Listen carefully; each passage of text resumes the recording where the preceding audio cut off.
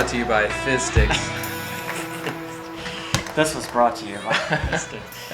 Garrett and I have been talking about different podcast ideas. We're trying to change the world with podcasting, and I think we're going to do... I think the first thing we're going to change is going to be visual. Completely visual, which, you know, is great for an audio format. We're just going to face each other. Maybe.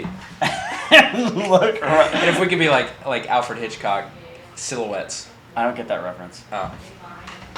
Moving on. You know, okay. I thought Aaron would have explained it to me.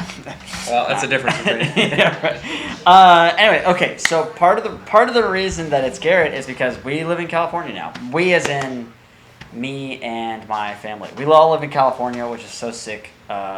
It's the place that hopefully every member of Lark is moving to. Aaron for sure soon, and then hopefully, fingers crossed, Jakey Poo will come too. And anyway, so the cool thing is now that we're out in California, there's I'm finding, Garrett already knew because he lives here already. I was going to come up with a joke, but I didn't do it instead. Thanks. You're welcome.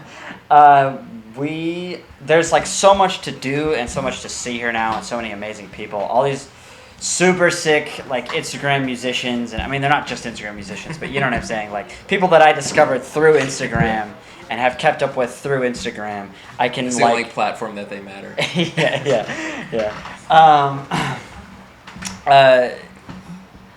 You think if Prince were alive? No, he would not have an Instagram. You don't think so? Well, if he was at the... Well, what do you mean? Would he be... you know how Erykah Badu has an Instagram where she just, gets on camera and it's, real mystical sometimes? She, does, goofy, normal person stuff, but then she gets on there and it's, kind of mystical? Maybe. You think Prince might? I don't think so. If he's the age... if he was still alive and would be the age he would be Or, today. a Mono Neon. Do you think he would be like a Mono Neon where... He would do I think it depends on how old he would be right now. If you're talking if they had Instagram back when he was No, I'm talking Prince, however old he was when he died. Let's say he just kept living. Oh, okay. I don't think he would. The Illuminati didn't kill Prince, and he's still alive today. You know what? While we're here, no. I want to hear your Illuminati. No. This will probably be taken. It would take so long. It wouldn't be a fun podcast to listen to, or it might be the most fun podcast. I don't know. Anyway, so that's what I was saying. You don't think he would be? I don't think so. I think he was pretty cutting edge though. I feel like he would have some visual or some kind of other format like this. Maybe he would. I don't know. Anyway, so being out in LA has been super sick. Even just far, I went to a gig of Garrett's a few days ago, and list off all the people that were there, or just the people that. First of all, I was at a boba place. I've mentioned boba many times. Boba is, I think, awesome. But I love boba. If you haven't tried boba, go try boba. Considering doing a spin-off podcast where I only talk about boba and review different kinds of boba. That would be a boring podcast. Oh. Because it's okay. It's just here's a type of tea. Let me add milk to it. Have you? Not saying that they don't. I'm not saying that they all taste the same. I'm just saying. First of all, don't yell at me. No, I'm just kidding. Keep going. It's for the mic. We have one mic that's sitting here on the table. Well, now gained all the way to 10. Now Here's our disclaimer. If it sounds bad, that's why. It's not gonna. God. Keep going. Keep going. Jeez. We gotta get a flow. Aaron and I had a flow. We gotta get a flow. Oh man. No, I'm just here to trash you at every turn. It's fine. I don't let anything pass. These won't be edited, right? So if I say a naughty word, it'll be curated. Okay. Yeah. So if I curse or something. If you cuss and afterwards you're don't put that in there. It's gonna go in. More than likely it's gonna stay in. But okay. You know. Anyway, keep going. What was I talking about? Am I about to list the people? It was boba. No, it was boba stuff. That doesn't matter. It doesn't matter. Podcast coming to you. All right. So the gig was very cool. All right. Next videos, Illuminati, then boba, then LARKAST number 3. Why? I'm not gonna do boba because you're gonna sit beside me and be like, this is so dumb. Well, I won't be there. Okay. Yeah. Great. Wait, I'll let that be the one that gets a lot of views. Then you'll see. Okay. You'll all see. There's other people sitting in the other room. But they'll see. Okay, keep going. We need to do like an Eric Andre like crowd. Yeah. Had that one dude. Yeah. Okay. So listen, people at the gig. Yeah. Carrie It was very Frank cool. on keys. It was Joshua Ray Gooch, who is the curator of the deal, plays guitar. Nick Campbell on bass. Adam Levy on guitar. Crazy. Adam Miller on guitar, Man. and then myself playing drums. Man, it's crazy. All like it was wild to go to something so casual like that. First of all, it was a gig on a Thursday. No. Yeah. Yeah, it's an every Thursday deal. It was a gig on a Thursday, and it was 10 a.m. to 12 on a Thursday at like a boba place with an outdoor stage. Yeah. So it was like, you're not just going to randomly walk in. You know, Right. like you might, but like more than likely you're not going Yeah. to. I mean, like a boba place, you don't really go and like, that's a hang. Right, Yeah. especially those hours too. You know what I'm Right, saying? Like yeah. you're in and out. I mean, they have coffee too, but like it's It's called Teapot.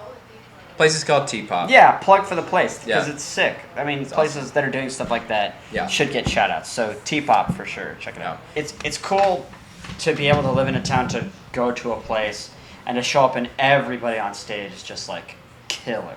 And like heavy in their own way, you know what I mean? I think it's typical in like a town like Knoxville or like just smaller towns in general.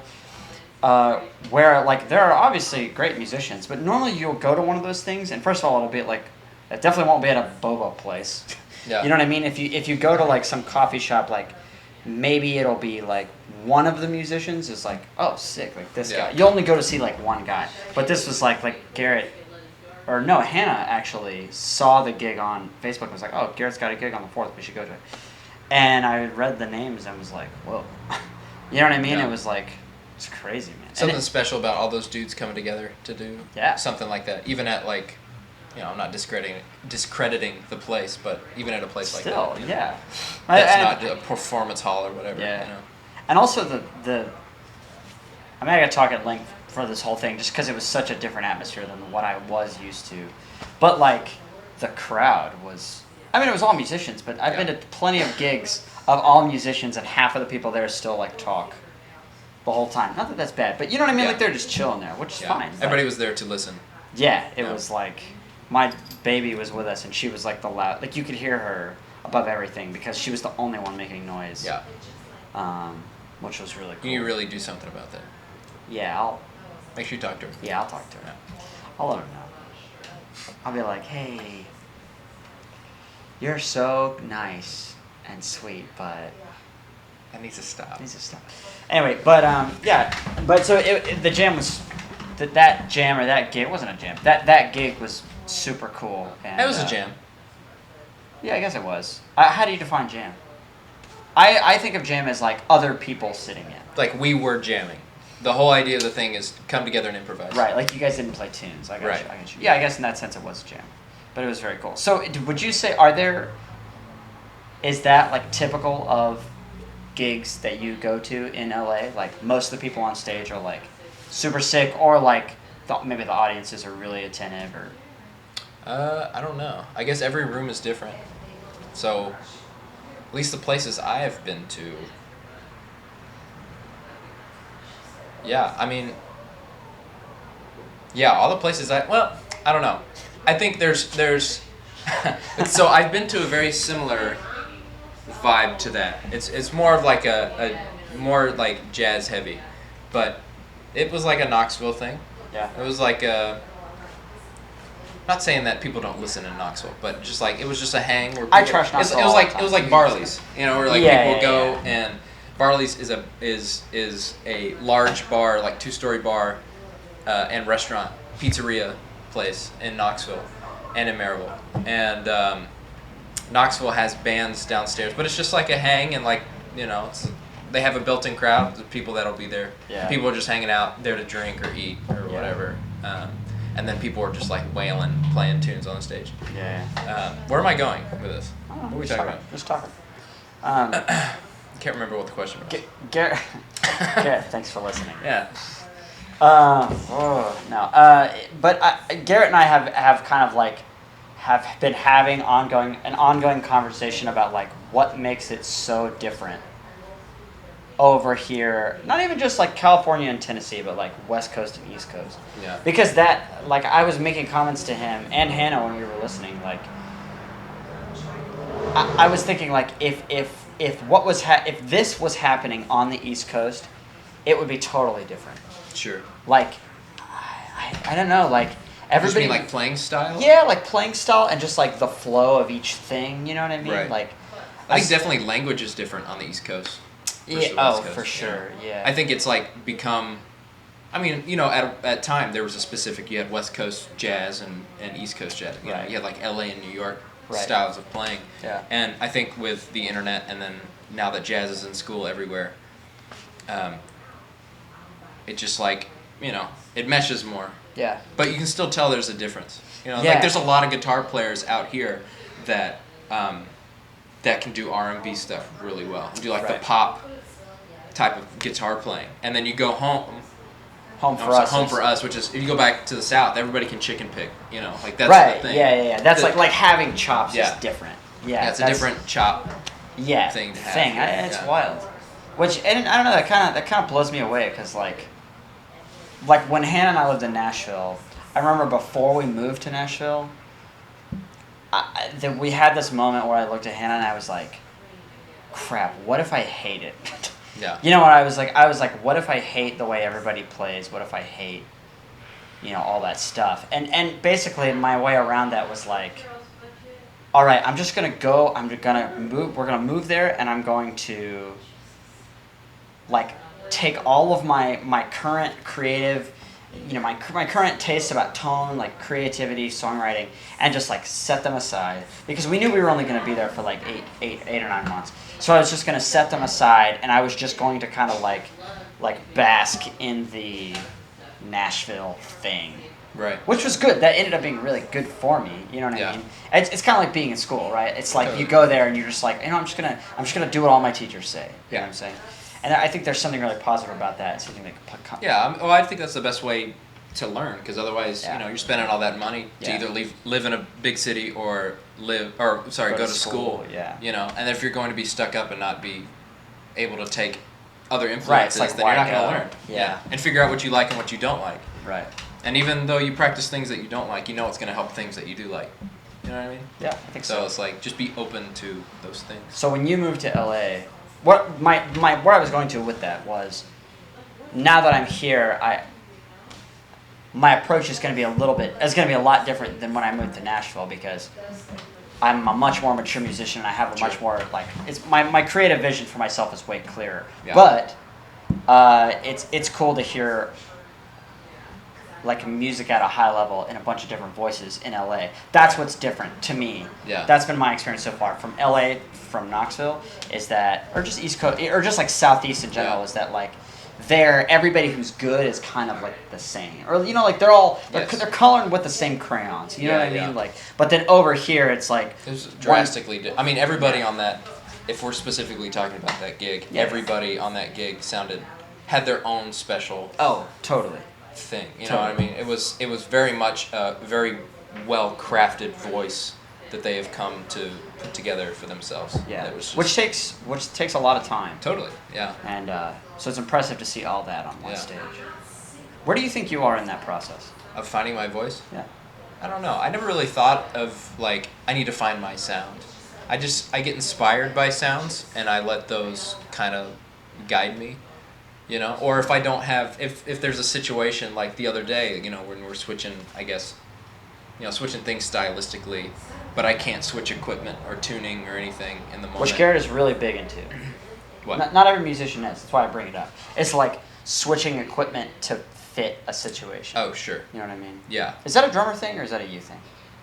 I don't know. I think a lot of studio dudes do that. I think that's where I took it from. It's where you have like, that's cool. Not saying that this piece of equipment defines this sound, you know, but there's something to be said about it though. You know what I mean? It's like, but you know, you could take like, you know, a snare drum that doesn't work in that setting and use it for something unique, you know, to put a different tone to it. Yeah. So sorry, what are you saying about the gig when you can't change equipment? Yeah, so when you can't change it, you just kind of like, this is okay. So there's this quote, and I think this kind of explains it the best. I think it was Tony Williams, and I can't remember who told me it, but there's this Tony Williams quote where he was talking If about. Garrett is wrong, let us know in the comments. Yeah, please do, because I'd like to be, First of all, I want to. If I'm right, I want everyone to know about it. Yeah, make a And comment two- saying, no, he was right. Garrett was right. No, but Actually, please don't do that. yeah, it hurt my heart. No, so the quote was they were asking Tony why he played traditional grip and match grip, like why he would switch, and it was a super simple response, and it was like, well, it just puts me in a different mindset. When I play traditional grip versus when I play match grip. Yeah. It doesn't really. I mean, I'm sure that there's like,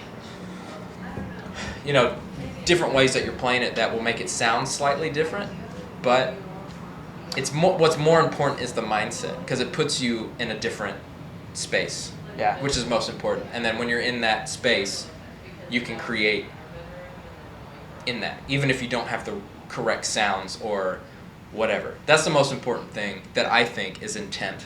It's like, am I trying to get in this space, and am I trying to create and give all I can to the music? Yeah. Yeah. I think that's cool. I am very much like a. Okay, so my dad and I used to play disc golf together all the time, and whenever we would meet people, white people, right?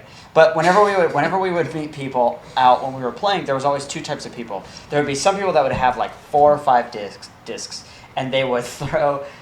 They would have a bunch of different throws, so they would really know how to like manipulate those 4 or 5 discs really well. And then there were people that had they would only have like 2 throws, but their bag would have like 20 discs in it. Yeah. I am more like the first when it comes to music. That's funny, because you were telling me a different example today about Bruce Lee. And a very similar thing. It's funny that you use this analogy. That is funny. Would you say that these two examples are separate? Or these two analogies are separate? What was the Bruce Lee one? It was the quote. It was like, I would fear the man that. Yeah, Bruce, the quote is like, I don't fear the man that's practiced 100 punches 10 times each. I fear the man that's practiced 1 punch 100 times. Or what? Those are the wrong numbers, but you get it. I think, maybe they're the same. That's funny. You picked that up. I didn't even think about that. For me, the less disc method is better for me. I think when I was younger, I thought it was like why doesn't everybody just learn to use their one string really well or something like that? Yeah. But now that I'm older, I'm finding out that that's just my preferred approach. Like that's how I can get the most options out of. Right. So that's why it was interesting. Like when we did the first Lark record, and I felt like you were changing drums in between every single take. I'm sure you weren't. I'm sure you Yeah. I'm sure you only use like 2 snare drums or something. Yeah, like that. maybe so. But at the time I was like, why is he? I wasn't going like, why is he doing that? Because I already kind of knew that about you. But like, it's just interesting, like the difference in approach. Yeah. You know what I mean? It's like part of me wants to experiment and try new things, and be like, maybe discover something along the way. It's like, wow, that really works for the way it's sitting in this song. But I think, at the end of the day, it's like, I'm just trying to get as close as I can to the perfect drum or the perfect thing for the song, which I don't think I'll ever get there, but it's the intent that I think is important of trying to get as close as you can to something, because it's going to translate to the listener that way. It's not going to be like, oh, that's the perfect snare drum. Right. That's this. It's like you can't define things that way, because it's in a specific room at a specific time, played by a specific person with this specific... that can't ever be replicated again. And everything's just, everything is just sounds. I've said that before, but everything's just sounds, and it's just how you use those. Jeez, fireworks. It depends just how you use those to get your point across is what matters. And it's the intent of what you're trying to put out that matters more than the actual sound itself. So do you think like... But you can get there through the sound, you know what I mean? Yeah, I know what you mean. So do you think that like a guy like Steve Gadd, who, correct me if I'm wrong, like kind of used the same equipment all the time, right?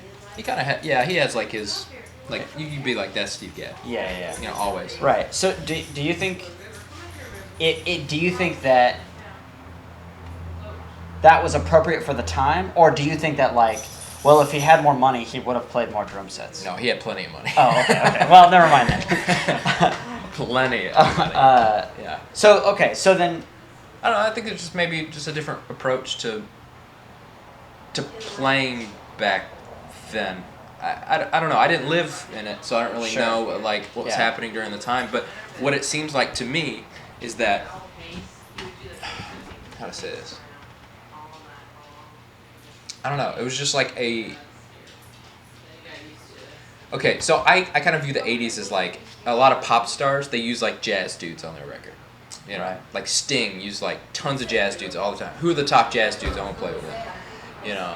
That was like cool. It was. That was cool like a thing cool to do. thing to do. Yeah. And so like all these dudes that were like jazz guys, not really jazz guys, but like well-versed musicians, like the studio musician thing became, not that it wasn't huge before, but it was like a big thing. So like everybody kind of certainly had different though. yeah. And the big thing in jazz is like, what's your sound? What do you sound like? You know, and they wanted like these specific musicians to be on it because they had that sound that I wanted. That guy sounds like Steve Gadd all the time, so I want Steve Gadd on my record. Yeah. I want Steve Gadd, like that sound. And then that dude, that's Weckl. I want that Weckl sound on this record, so I'm calling Weckl. Or whatever. I think nowadays it's more, you're kind of more of a chameleon. Like that's the popular thing to do, is just kind of, I was going to say fit the song better, but that's not a good word. See, it's funny. It's funny though. I'm not saying that there's aren't people that have a sound that do their sound on the record, but it just seems like the studio dudes now are I see. They're being real conscious of the song. Like, what does the song need? Well, I need to get away from myself. Well, I was gonna say also most, at least bass players, are definitely influenced by producers to have a moldable sound. You know what I mean? Yeah. Like people like certain basses and certain bass equipment and certain players because they fit well for the post-production process. Right. You know what I mean? Like it seems like it's more about the engineer now. Right. Yeah. The process more than it is about like necessarily. Not all the time, but well, it's just a percentage thing, right? Yeah. You know, like maybe before when it was like 80% the musician, 20% the engineer production. It's like, I mean, technology kind of took over. Right. After a lot of that, and then it's like they can manipulate sounds a lot better without affecting the original sound. Right. You know, to where before they would affect it enough where it would sound bad. Right. You know. Yeah. Which is interesting when Whatever it comes to bands like the Free Nationals, like Anderson .Paak's band. Oh yeah. You know what I mean? It's funny because like I from what I understand, like they were all like homies for a long time, or at least a couple of them were. I guess something like that. Like at least the guitar player and Anderson .Paak were. Yeah, it seems so. But it's funny because now that it's like, well, if you can make a moldable, if you can present something moldable, then like why not just have like all your homies on the record? Yeah. You know what I mean? When it was always like that, Sure. but I feel like it's kind of swung. The pendulum has kind of swung back in that way of like, you could do so much in post now that it's like, well, yeah, I just want the boys. You know, it's like I just want to do a record with the boys. Right. And like, but like that's cool now. Whereas before it was like, all right, I'll have two of the boys and then like Matheny, or like Vinny, or somebody like that. Which is kind of funny. But then you have bands like Tedeschi Trucks, who I feel like they only get killers. Yeah. For the band, you know what I'm saying? And that's but it's for the band's sake because they're like they become part of the band. It's not right. Yeah, they all get like what's the bracelet or the tattoo? Yeah, like they all get like true, something like that, which is pretty cool. Yeah. Yeah. But also, the band has kind of gone away in a lot of ways. There's not as many bands like there used to be, like especially pop acts. Yeah, that's definitely true. Yeah, I guess most of the musicians that we knew in Knoxville, and maybe some in LA, are just like trying to get picked up. Yeah, it just seems like, you come back into town, you play with your dudes, and then you go out with an artist. Yeah, that's the deal. You gig with the boys. And Yeah. then you travel And then you with go work. Yeah, you travel with the money or whatever. So we're moving Lark to LA. Yeah. Which is cool. Yep. Aaron's next. Maybe. Aaron's next. No, I mean he's coming, but like who Yeah. knows? Who knows what the world could bring? What do you want from Lark in LA? What are the big benefits? Well, we'll finally all be in the same town again. That'd be nice. So we don't have to like. Right now, we're communicating solely by like Google Hangout, and Skype and video calling, and we're also separated by 3 hours. So yeah, that's a pain. That's really difficult. It doesn't seem like a lot, but it'll be like 7 o'clock and like my family's going to sleep. You know what I mean? And I'm just like, just got home for the night or something, Yeah. So it's a lot. What are we talking about? Oh, Lark. So I'm excited about being in the same town for sure. Yeah. Just for communication's sake. And then we get to play a lot more together. I just miss playing. Same here, man. All the time. For a while I was the only one living out here, so I would fly in and then we would have depending on what it was. I think the first time it was maybe a couple rehearsals, maybe some gigs, and the next time was we cut the record. Yeah. And then the next time was probably some more gigs. Yeah. And then we did Project 2. Yeah, which isn't even out yet. Which isn't out yet. Yeah. So. Yeah, no, that's a good point. I'm. Yeah, so it's every time we meet, we get to play. It's this is so refreshing, and then I gotta leave. Yeah. So it's funny because we started as literally a garage band. Yeah. We met, and we mentioned that before. It's Jake and you and I would meet and play, and then we got Aaron in, and that was that. But it would be really nice to just work stuff out as a band again. Yep. Because I think we do kind of lean on a really collaborative process. For sure. I think we write. There's a portion of the writing that because we have different writing processes. Mm-hmm. We don't do that part as collaboratively. But then the last 40% of every song is super collaborative all the time. Yeah. Or at least from my point of view. Yeah, so I definitely miss that. Definitely excited about that. Yeah, that would be good. What about you? I think I'm excited for us to. I think that it's hard in a town like Knoxville, in a smaller town, but also a southeastern town. Mm-hmm. I think that it's hard to do something original. And be really successful. Sure. You can. Most of the people that we knew back in Knoxville, they would have project bands that I would always go try and always go out and see this one version of this one project band, but there was never any push to make that any. Yeah. You know what I mean? It was that's where the boys. Yeah. Right. Yeah. You put a project that you wanted to do, and then you go work with other people. Right. And so I think that, I felt this way for myself, but in Knoxville, I was already doing it. I think you probably had the same experiences. We were already doing the biggest gigs that we kind of could do. Yeah. Given our respective skill sets, you know what I mean? Sure. And so I think anything past that, we would have had to make our own opportunities, which is fine. Yeah. But it's really hard. Yeah. It's hard to push something like Lark, or where we have a bigger vision. Mm-hmm. I think that, in my opinion, than other projects that I've been a part of. Right. You know what I'm saying?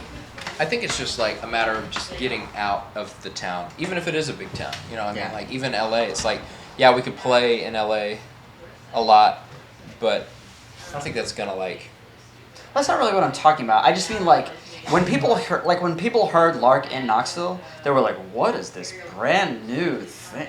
This is so different than anything I've heard." Yeah. You know what I mean? Which is not cool. Southern rock, right? Which is cool, and I like that. But let's be real, those people were not going home, buying our record, following us, liking all of our stuff. You know what I mean? Those people were not becoming fans. Right. And it definitely fits better for the city here, I would think. Yeah, I think so. Just for the sake that there's just a lot different variety of people here. Right. Exactly. Yeah. I think that creatively, I think that career-wise, I think that, whatever. I think Lark and everybody in Lark will thrive in this climate. Yeah. You know what I'm saying? So I'm excited for that. I'm really excited for that. What? I said yes. Oh, I thought you said wow. I was like, whoa. Okay. But yeah, I think that's cool. So, one thing I wanted to do with the podcast was to get other people in. Lark people talking to non-Lark people. Yeah. You're bringing some guests. Yeah, bringing some guests. I think it'd be cool, because I think that's the point of the podcast is to kind of talk baseball. Yeah. And to talk basketball. And and so who are some musicians in town that even if it's somebody crazy, even if it's Beyonce, which that's a given. But you know what I'm saying? It's Even if it's like, even if it's somebody, even non-musicians, like, Yeah. who are some like people in town that you would want to bring in, big or small, whether people know them or not. Yeah. We're doing this now. Yeah. Name the people. Yeah. Well, we're not like promising. We're just spitballing. If you're listening to this, I don't want to say that person's name and then get to know more, and I'm like, man, this person's really lame. Well, I'll tell you what. Well, no, I'm just kidding. if that's my biggest fear. of talking to a lame person. Yeah. Wow, you must have lived a good life. Yeah, man. It's just great all the time. Nothing ever bad is it. Well, if you name somebody right now and they never show up, people will either know like they're too big for us or they're super lame. So we're too big for them. Right. Okay. Wait, I want to say something real quick. Sorry, like sidebar. I think one thing that's cool about the people that we have in Lark, and this is unique. This is a unique experience for me, is that everybody in Lark talks about Lark like that. What? Like if you ever talk to Aaron about Lark, he's always like, "Oh, we're gonna be huge." You know what I'm saying? Oh, yeah? Or like when we were making like the last CD, like this last project, like even I was having moments of like, you gotta feel yourself sometimes. You know what I'm saying? And so like I would hear like something that I did, and instead of being like yes, I would be like, oh, I'm so sick, or something like that. It's something about this band like kind of brings up. I don't know. Have I said that? You just did. What did I do?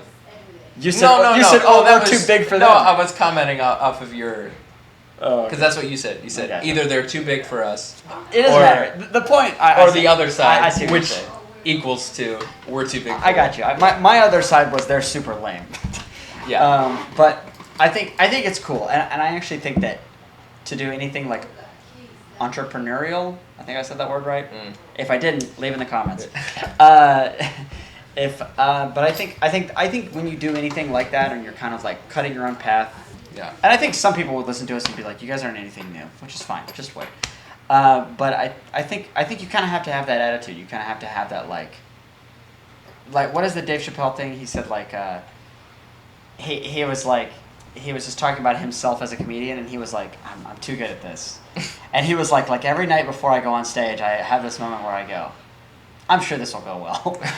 I think to be honest, I think you have to. I think you have to have that mindset. You have to have totally. You have to like yourself that much to like really do something for years and years. Yeah, I mean, because that we've all met like musicians that are like down on their playing and down on themselves, and then they don't perform as much, right? Because they're always overanalyzing their playing when they sound great. I've heard them play. Totally.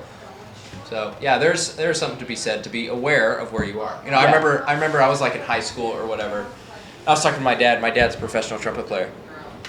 And, I went to him and I was like, I never know what to say with people, whenever you introduce yourself. I was like, hey, I'm Garrett, I'm a drummer.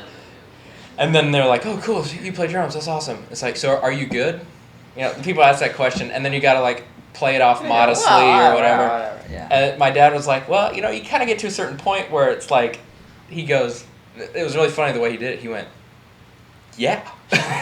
Yeah, I am good, Yeah. But, you have to be aware. I think that's that. I think it's important. Thing, though. Yeah, but still have don't. Well, I think don't be a douche. I think I think that's I think that's different. I think like you can believe in yourself and you can believe in what you're doing enough to speak positive things about yourself. Right. You know what I mean? And and I think like playful trash talk fits under positive trash talk, whatever you call it, fits under that umbrella. Yeah, it's important. It would be unfair to yourself to not recognize where you're at. Yeah. Yeah. Because then you would fit, I've seen plenty of people try to sounds douchey, to fit in the crowd that they want to fit in, but they're just not ready for it. And the crowd being like, maybe players that are really good. It's like you got to know. I don't know. It's like small dogs that think they're big. Right. You know what I mean? It's like you're gonna get your butt kicked if you get in this situation. Just being aware of where you are, and the other way too. It's like it's just being aware where you are. Yeah, because we know. What's that word? There's a word for that where you're like just like self-awareness or. No, well, I guess that works better. We know people that are. Everybody knows people that are the other way too. Like people who think they're like way up here when they're really like maybe here. Yeah. Here. You know what I mean? And they just look like idiots in front of people who are actually skilled. Yeah. You know what I'm saying? Yeah, it's like find your crew, and there's nothing wrong with the boys. Crew not. Yeah. Yeah, find the boys. or girls, whatever. Because that's where you're gonna get the most out of it anyway. It's Yeah, like don't that's try to true. push something that not don't try to push something that is not gonna be in your best interest in the long run. Yeah. You know what I mean? When it pertains to like your musicality and like if that's your goal, it's like you want to be better at music. Yeah. You know, but with all that said too, it's like you want to find people that are better than you.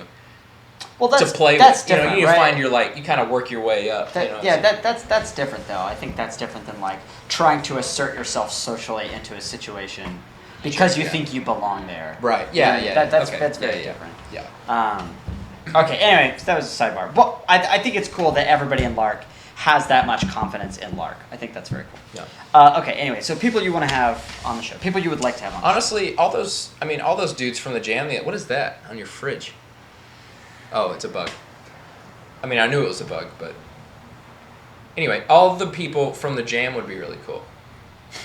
Any of those dudes would be great to talk to. You know, they all, like we said earlier, they all have such a unique approach to their instrument. That keyboard player, especially. Yeah. The guitar players too. Yeah. Yeah.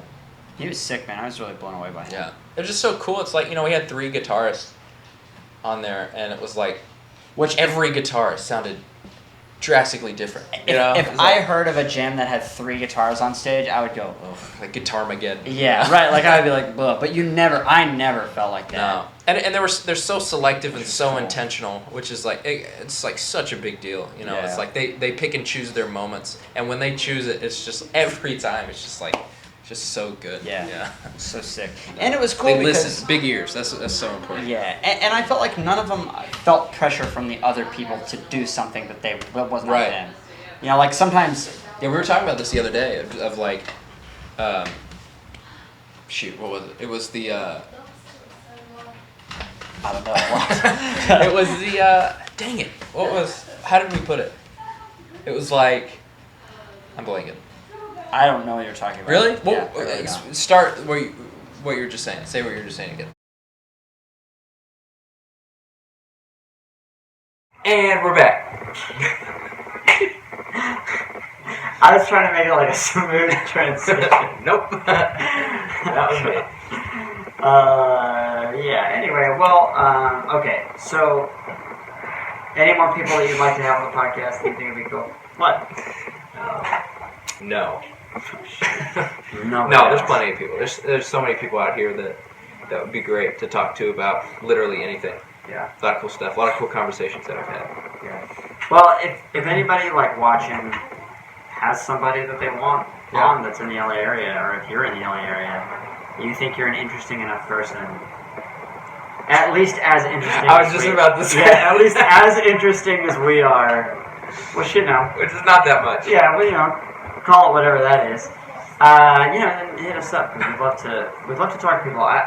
One thing I'd love to do with the podcast is just to talk to other creative people about their process. Yeah, so it doesn't have to be music related. It could be something like, Fashion. Yeah. art, Anything. Dance. Dance, building things. You know Yeah. what I mean? I think that's cool. And that's This is turning into a how do you nerd? No, it's not like that because I don't want to talk to like. Well, I almost named them. I almost said it. I almost named people that were actually on there. But I don't want to talk to like anybody. I want to talk Not to that they creative. aren't great. I don't want to talk to creative. I want to talk to creative people. Yeah. You know what I mean? About Not just like nerding out or something. right. Yeah, about their creative process. Yeah. Because it's very specific, and I feel like it's very personal. Yeah. You come about like. Maybe sometime we'll talk about like songwriting or something. Yeah, I was about to say maybe we should talk to somebody about their process of like because their recording process or and any of that would be great because that's so specific and it's very you come to that through experience and opinions. You know what I mean? Definitely. There's not like a right and a wrong way, which I think is cool. Yeah. Which drives me crazy when people put facts to opinions like that. Talking to you, engineers. For example. Not people. Not people. I mean, like, what specifically? What do you mean? I know what you mean, but what do you mean? I just don't like it when there are rules to making music. You know what I mean? I understand there's things that work, things that don't work most of the time. But sometimes that thing that doesn't work maybe it could work in this situation. You Yeah. just never know until you try it. I don't like the attitude of not trying things. Although I do understand, depending on the situation, time is money. You're on the clock, blah blah blah, whatever. You got to work with what you got.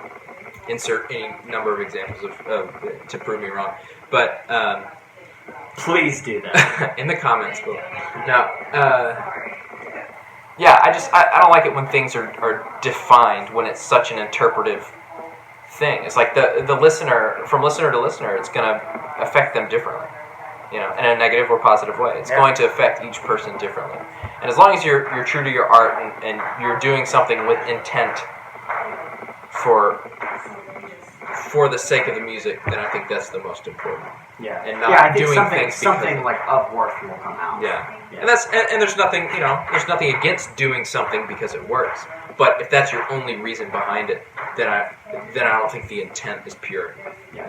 And I don't want to, at least me, I don't want to mess with that. Yeah. So. That's funny. I guess if I had to voice my opinion about kind of what you're talking about, I would agree that there's a certain purity that has to be met. Yeah. But I've never talked about that. Yeah.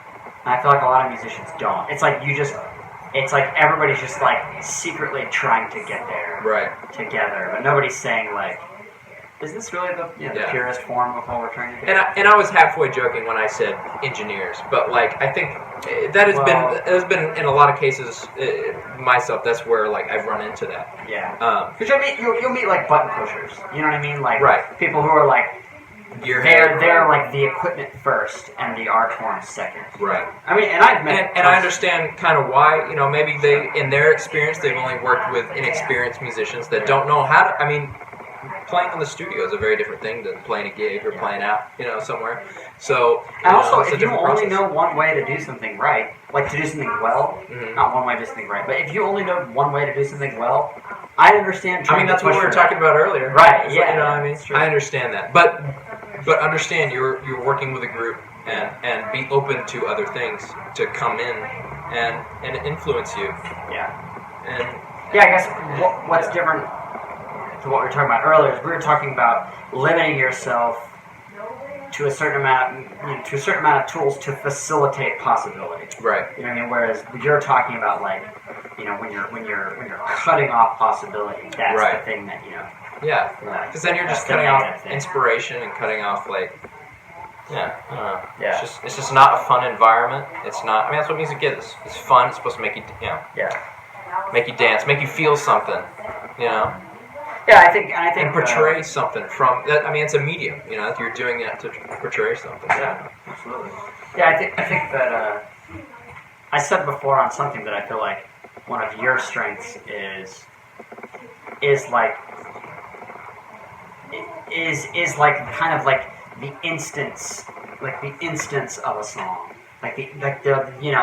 we'll be practicing something and like Aaron and I will have written like the whole thing and we'll get all the way to like the third verse at the very end and Garrett will have the forethought and kind of like be able to get above it all and see like we should change this one little thing. And that's valuable, you know what I mean? Yeah. Because that kind of things will like breathe life into the rest of the song. Right. So I think I like the idea of like keeping your possibilities open 100% of the time. Yeah. It's easy to get narrow-minded. Yeah, because you can miss out on something. That's just the biggest thing. It's like you can miss out on something really special. Yeah. And that's who knows. Come in. Whenever I come into like a studio session or something, or like a rehearsal where I'm learning someone's music, and they sent me the tunes, and I got to come in and put my spin on it. And I come in, and I tend to have like a part that I really like, or maybe my ear went to it first, and it's like, ooh, I like that a lot. Let me tweak it in this way, and I take it in there. I should be expecting them to be like, no, don't like that at all. Give me something else. Yeah. Or, wow, I really like that idea, but could you do it this way? And if you're like, no. First of all, you're bad to work with. Yeah. Second of all, it's like you're fired. You could be missing out on something really cool. Right. You don't know. I mean, especially in a studio situation, it can be translated. Once all the layers are added, it can be translated as sounding like your original part. Yeah. But it's because you did this one thing different that made it so special. Yeah, I think that's one. Even if a guitar player is telling you, Yeah. or a singer, or someone you don't think knows what they're talking about. Yeah. You know, you need to know how to play the color purple if someone asks you to play purple. You know. Yeah. What does that mean to you? What do you want to say with that? No. You know, Keith Brown, my drum instructor in college, was definitely a guru, and told me it's like you're never gonna sound like the people I mean, you're always going to sound like you. So, like, I'm not going to sound like Elvin Jones. As much as I try to sound like Elvin Jones, I'm not Elvin Jones. I don't think like Elvin Jones. But if you at least put yourself in that mindset, like, I'm Elvin, I'm going to play what I think Elvin is going to sound like. You know? So your Elvin impression? I don't know. Zippity bop, dugak, ska jazz. Yeah. Sorry, I'm sorry. You know, keep going. This has been... No, but yeah, it's just, you know, if you just get in that headspace, it's, you know, it's just like the same thing we were saying earlier about, like, you know, the state of mind thing, match versus traditional group. Yeah. You know, that thing. But yeah, just putting yourself in those things. Who was it? Was it Donald Brown or was it somebody that he knew that said, like, I listened to Oscar Peterson for like 5 hours straight, and I played exactly like him for 30 minutes, or I played exactly like him right after, but only lasted 30 minutes. Huh. Like I think there's like a subliminal like absorbing that you do just by listening to somebody. But I think you're right. I think like you know, even switching something like technique or trying to do something from like that mindset like puts you. You're always gonna sound like you. Right. Yeah. You can't avoid that. Yeah. So. But if you want to channel something, you can channel something. And if somebody's like, "Wow, I've had people, and I've said it to people, it's like, oh man, you really sounded like Elvin there. I like that like Elvin thing you did, or that Tony Williams thing, or that like Vinny thing that you did, you know, whatever it is." Give me another. Oh, I was saying jazz dudes twice, and then I was like, who else do I say? Another jazz guy, who's not really a jazz guy, but somebody else. Alright, move that. Yeah, man, I think it's great, and this is the kind of thing that I would love to talk to other people about too. This would be cool. Should be very cool. Cool. So I think we're gonna wrap it up here. If you've liked what you've heard so far, check us out on everything else on Instagram. It's what is it? Lark Music Official. We were just talking about it. Yeah, our Instagram is Lark Music Official, and we post a lot of stuff there. If you're watching this on YouTube, you already know what YouTube is. But you can search for like the band Lark. Or you can search for our CD, which is also on like iTunes, Spotify. Yeah, The Glow. The Glow is the CD. You can search for that on YouTube also. The whole CD's up there. You'll find everything else there. But hopefully if you're listening to this, you've enjoyed what you heard. Excited, the first West Coast episode. Yeah. Which is sick. Sick. We're going to look back on this and be like, wow. Man, why did we move to LA? But yeah, some awesome things are coming up, you know, in the next couple months from Lark. So I'm gonna let Garrett finish his hair, and then we'll be signing off. Now.